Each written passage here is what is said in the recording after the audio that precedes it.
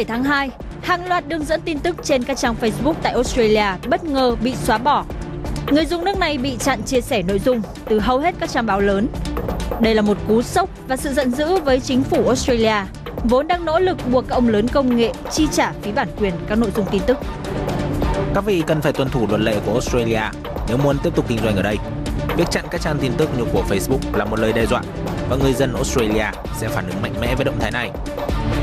Vì sao Facebook bất ngờ cứng rắn trong khi đối thủ Google đã có những nhượng bộ? Cuộc chiến bản quyền tin tức Australia, Facebook bất ngờ nóng trở lại.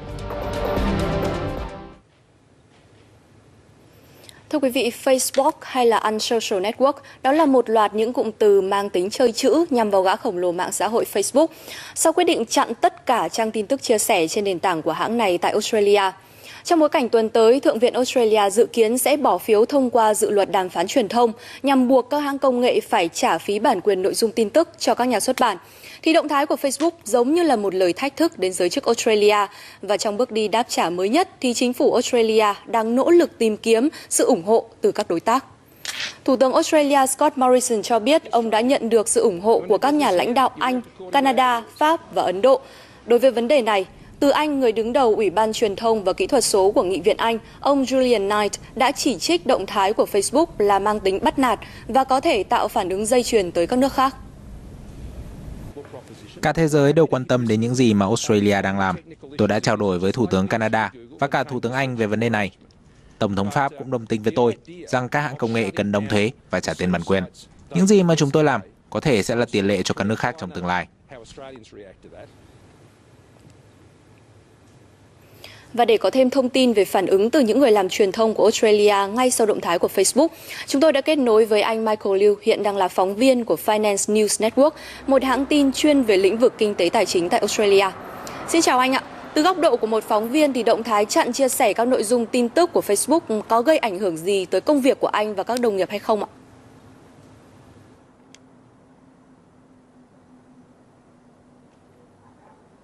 Vâng, xin cảm ơn trường quay.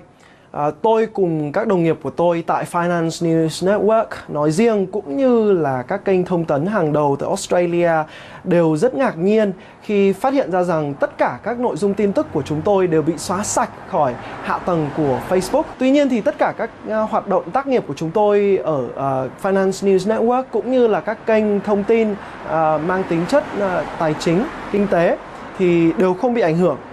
Lý do bởi vì đối tượng khán giả của chúng tôi đều rất đặc thù là các nhà đầu tư. Mà các nhà đầu tư thì họ không phụ thuộc vào Facebook là nguồn tin chính để nghiên cứu về thị trường.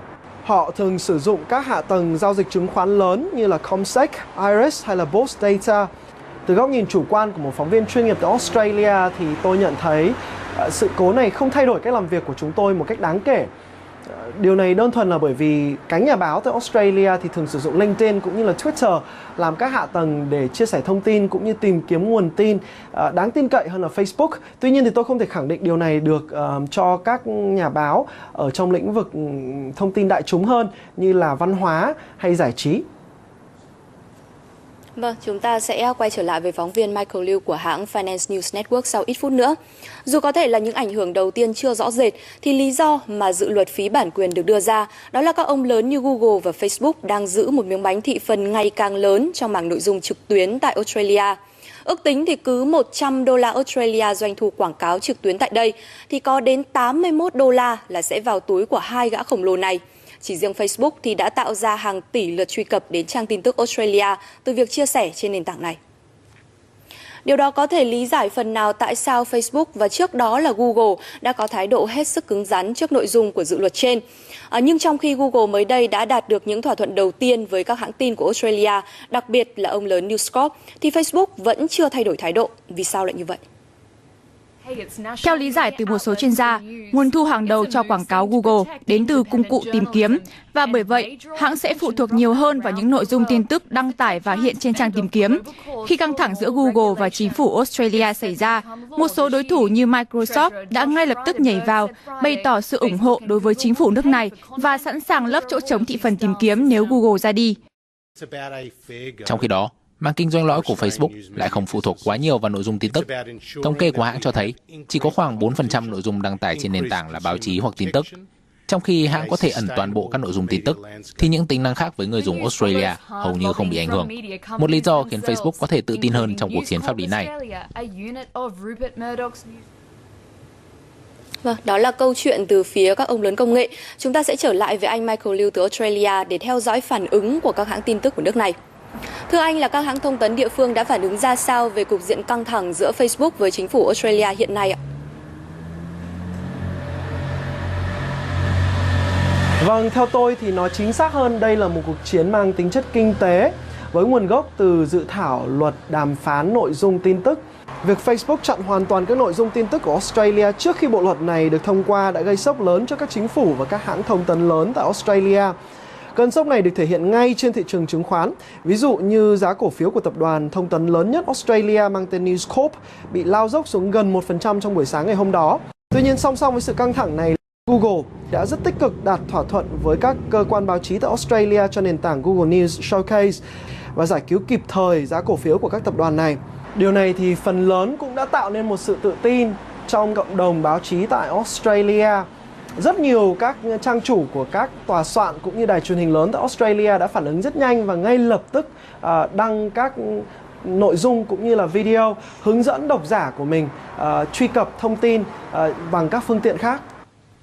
Vâng, xin được cảm ơn anh Michael Liu với những thông tin rất chi tiết vừa rồi ạ. Vâng, chị Linh này, qua những phân tích vừa rồi thì tôi thấy là có vẻ như cả Facebook và các đơn vị truyền thông của Australia đã sẵn sàng cho một giai đoạn căng thẳng sắp tới. Vậy có khi nào có khả năng là Facebook sẽ từ bỏ thị trường tin tức ở Australia hay không ạ? Vâng, nhìn bề ngoài, cục diện bề ngoài thì cả hai bên đang rất là căng thẳng. Thế nhưng mà đồng thời từ phía chính phủ Australia thì vẫn bỏ ngỏ khả năng đàm phán để tìm ra một thỏa thuận hợp lý với Facebook trong thời gian tới. Còn về phía Facebook thì thực tế là ông lớn này trước đó đã đạt được thỏa thuận trả tiền bản quyền với những đơn vị xuất bản tại Anh cũng như là một số tên tuổi lớn như là tờ Financial Times hay là cả News Corp tại Mỹ. Những điều này cho thấy rằng việc unfriend như là các tờ báo ví von chỉ là giải pháp cuối cùng. Còn các bên thì vẫn đang thăm dò nhau để hướng đến một thỏa thuận trả tiền như thế nào mà đôi bên đều cùng cảm thấy có lợi. Ask me if Vitae is going to be successful. This tells you, look at the number of participants.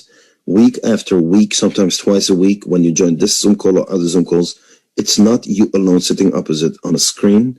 You see more and more people think alike, which means more and more people are ready for the future. More and more people decided this is what we need. We need something, and we believe that Vitae, which represents life, will give it to us. Okay? So if we are ready for the future, so part one is the idea. Now, when starts an idea? An idea starts when there are problems in the market. Now, what is the problems in the market? Okay, referring to social media, what are the problems in the market? People are not happy with the current situation of social media platforms. Why is that? For various reasons. One of the main reasons is they feel they have no privacy anymore. Their data is being sold, which means companies, these social media platforms collect their data, yeah? And their data is not what you put in, your name, because you can use a fake name. You can use a fake profile. It's not that what they really intend to look for, because they learn your pattern. Who are you? What are you looking for? What is your interest in? They collect this data, your interest. And you think you don't tell them your name, you have privacy. They know exactly what you're looking for. They share cookies amongst others. They share your search history, and boof. That's when you start seeing these advertisements coming to you without their knowing your name. So don't think you're smarter than them. They have enough algorithms knowing how to bring their targeted ads to you, which is our third point on this, is manipulation of thoughts, which means they're going to really slander you with so many advertisements as much as they can, because we, the people, we became objects. We became products. We are not customers. We are not users in their eyes. We are products, and their customers are the advertisers. So the more they can provide information to the advertisers, the more transactions there are, the more they can charge from their customers, and this is how they get filthy rich. Okay? One of the main issues as well in social media currently, especially nowadays, is the censoring. People have lost the freedom of speech. People are being silenced. Your ideas, if it suits the agenda, they'll be allowed on the platforms online. If not, you'll see you'll be silenced.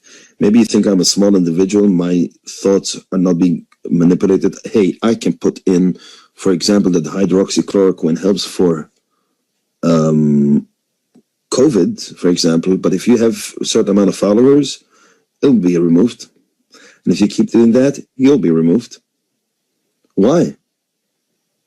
Because it doesn't suit their agenda. Okay? We see that in Twitter, we see that in Facebook, we see that in many other platforms, Instagram, for example, even in TikTok. Just became successful and whoop, the dynamics has changed. Now they monetize the people. Okay? Which is a big, big issue. Fake news and misinformation. Wow, that happens a lot. That happens a lot. That we don't get the right information. We get actually very misinformed, and there's a lot of fake news coming to us. We need to address this problem. How can we make sure that fake news is not going viral? That misinformation does not go viral. Yeah? Slander and abuse happens a lot, very much these days as well. People are being really abused on these platforms. And it doesn't stop. They just come at you over and over and over again. This needs to stop. So we need to tackle these problems. Now, how do we know that we have these problems? Well, we go and make some searches. And what we see is we have a set of amount of statistics. And these statistics, we have learned that those problems occur on a very big scale. And we see that because if you follow on the screen, 91% of people who have been surveyed think that the advertisers are much more intrusive than before. And I always give the same example, and I like to use the same example. So when you need to do this presentation, you can use the same example. So you don't need to, it's not rocket science. You don't need to think, oh, I'm not as a good speaker. No, it's just reading what I'm doing. It's very simple. I'm reading to you what you see on your screen, and I'm giving you the same example. So when you talk to people, it makes sense to you and it makes sense to them. You don't need to invent the wheel if it is already there. Okay? Now, what do I mean by this example? I always refer to YouTube. You see, when I used YouTube 3 years ago, there was an ad and I went on. Sometimes I even looked at the ad. Nowadays, when I want to watch a YouTube clip, first of all, I need to see 2 ads. The first one I cannot even skip. The second one, I'm focusing on the skip ad button because I don't want to see it anymore because it's so intrusive to me. And if the clip is longer than a couple of minutes, well, you got it right. You'll be disturbed another time during your clip. I believe I'm from the 91%. I think the other 9% just didn't notice it or they didn't use YouTube yet. Okay? 87% of people think that too many ads in general. That doesn't just refer to YouTube. You see that on Facebook. You see that on every other platform where there's much more advertisements in your timeline than before. Yeah.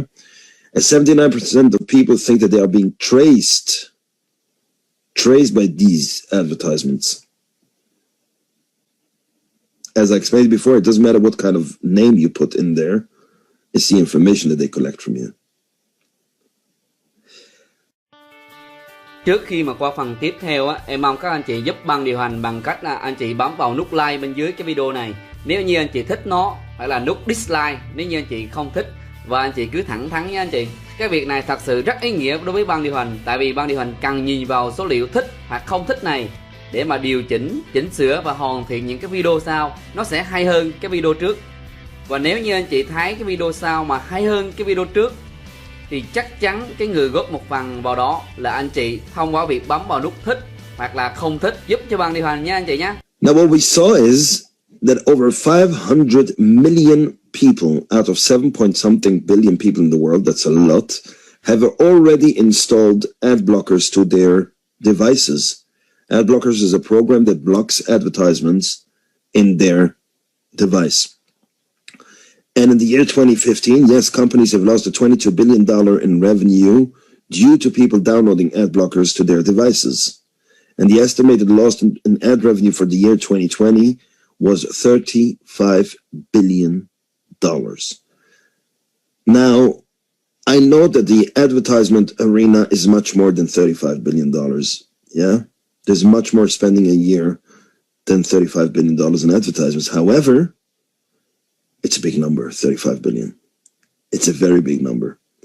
And you see that in those 5 years, it has grown. It has grown, I wouldn't say double, but nearly double. From 22 to 35 is not far from double. Okay? I don't know what's going to happen in the next 5 years. I believe if this continues this way, it's going to grow more than double. And at some point, it's going to be too much, which means the advertisers will need to change their course to rethink how they work with people, because people start getting the picture that, hello, this is not the way to be social. Okay? What else did we learn from statistics? That 75% of people don't want companies selling their data. This is not just the advertisement problem that we just summed up in the first slide. We talked about privacy as well. So 75% of people really believe that companies are selling. They don't want that. 54% of people feel either fed up, frustrated, and creeped out by companies that use their data to serve those targeted and personalized ads. Personalized is really that if you're looking for, I had this on my own last summer. I was looking for a bike. I was talking to one of our friends that is today here on the call. And 2-3 minutes later, he tells me, boom, he goes on his Gmail account. The first 2 rows of advertising, boom, are bikes related. His Facebook account suddenly full of bike related, but really targeted, personalized, not in another country, but really in the area of where he lives, to try to sell him a cheaper bike, to try to sell him something related to the search that he was looking for. This is why we need a new platform. But more than that, 84% of people have concerns about businesses monitoring and collecting their data from their phone, while 85% of people worry about location tracking from their devices. I use today as well my same example for those who use Google and Gmail accounts, Google Maps and Gmail accounts. You'll see that you get once in a while an email from Google Maps, and it's called Google Timeline. And it will show you all the cities that you have visited, all the new places you have visited, all the countries that you've done. How many kilometers have you traveled this year? By air, by car, by motorcycle, by bike, or by foot. Every single detail. And this is only through location, because no one can know, besides that my device is online in location open when I use travel, than those companies. People have really concerns about that. Due to those statistics, these concerns and these problems, this is one that we found very interesting, which is helping us as well in further down the journey that I'll show you today. 73% of people who have been surveyed would pay more, listen closely, they would pay more to online services just to ensure that their personal data is not being sold. This is really frightening that people are really willing to pay to be online. They want to have a social media platform. They want to communicate. They want to connect with people, but they're willing to pay for it. Their privacy should remain theirs. Very, very interesting statistic. But if you think about the problems that we have summoned, if you think about the statistics that we have just showed you, and you can Google them for yourself, or if you already feel attached to it, you don't need to Google it because you feel to yourself, yeah, I feel the same. And I don't care how many people think like that, but I feel like this. We have come to a conclusion. We have come to the conclusion that all of these above information that we have just shared with you led us to be not social anymore. Which is a problem, because we're talking about social media, right? Social media is supposed to be a media platform, an online platform that connects us as human beings, that helps us to communicate with each other. But now we see it's not social anymore, which means we need a solution. Well, here's the idea of Vitae. We have the solution. That's the good news of today. The solution is one thing. We need a new, complete, from scratch, a new social media platform. A social media platform that is an advertisement-free timeline, which means we're not going to be slandered and abused with advertisers. Not targeted, not personal, not general, no advertisements. Check 1. Check 2, freedom of speech is respected. We're not going to be censored. We're not going to be silenced. We will be able to voice our opinions. Big solution to the market. Number 3, no selling of personal data, which is not just not advertising. We're not selling to third parties. with this new social media platform data of people to third parties. We're not doing that. One of the problems that we have summoned was limiting the spread.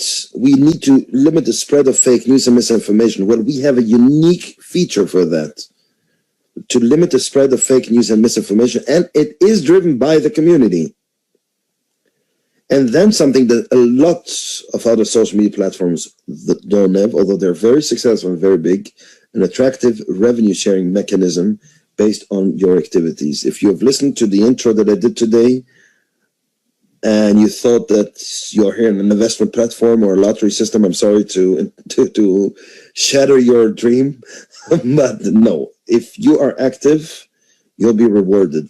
If you're not active, I'm sorry, there's no free lunch. Vitae is not a charity platform. Okay? People are being rewarded for their activities. Very important. Okay, we're going to repeat that in the future as well. But we have a problem. We have a great idea to tackle the problem, and we have the solution. But who are we solving it for? Think about it. You need to know who you're solving for. Who is our audience? Well, there are two potential customers that I can see really that we can solve it for. One is every social media user who feels uncomfortable or feels threatened by big tech. That is one. Second potential customer is every social media user who wants to make a living through and from social media. Think about all those who lost their jobs due to COVID. Think about those people. They sit home, they're on lockdowns, they sometimes may be in isolation, in quarantine, whatever. They don't have an income, but they can use their phone, they can use their laptop, they can use their devices, whatever that is that they connect with. But they want to make a living. They also need to bring bread home. They also need to be able to put some food on the table. They are also a potential customer through our state-of-the-art earning model. 3 questions I want you to ask yourself today. Number 1 is based on the problems that we have summoned, the statistics that we have seen, the conclusion that we have drawn, the solution that we have provided. Just based on those facts, how many people do you think will join this very new social media platform?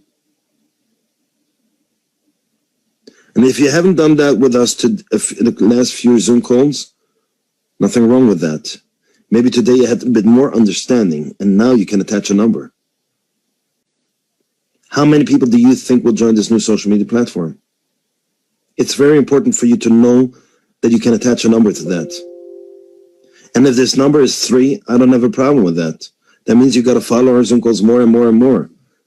Maybe there's something that you misunderstood. Because if the problem is, if you see only 3 people to join that, you got to ask yourself, how come we have over 700 people to participate in the Zoom call today? How come you answered yes to the question, are you ready for the future? You got to be able to visualize that and ask yourself, are these problems? Are there real problems? Is this true? Are these statistics true? Do I feel the same? Is that conclusion that we are not social anymore, is that a true conclusion?